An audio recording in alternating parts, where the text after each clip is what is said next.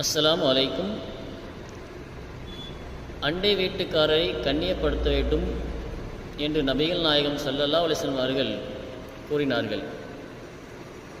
நம் வீட்டில் விசேஷங்கள் ஏதும் நடந்தால் நாம் முதலில் அண்டை வீட்டுக்காரர்களுக்கு அழைப்பு கொடுத்து அவர்களை கண்ணியப்படுத்த வேண்டும்.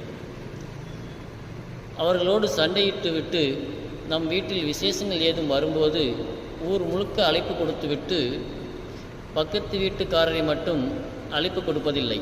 அப்படியே அவர்கள் அழைப்பு கொடுத்தாலும் அவர்களுக்குரிய மரியாதையோடு அவர்களை அழைப்பதில்லை. இது போன்று நடக்கக்கூடியவர்களுக்கு நபிகள் நாயகம் ஸல்லல்லாஹு அலைஹி வஸல்லம் அவர்கள் பின்வருமாறு கட்டளையிட்டார்கள். நபி ஸல்லல்லாஹு அலைஹி வஸல்லம் அவர்கள் பேசியபோது நான் என் காதுகளால் கேட்டேன், என் கண்களால் பார்த்தேன். அப்போது அவர்கள் பேசியதாவது, அல்லாஹ்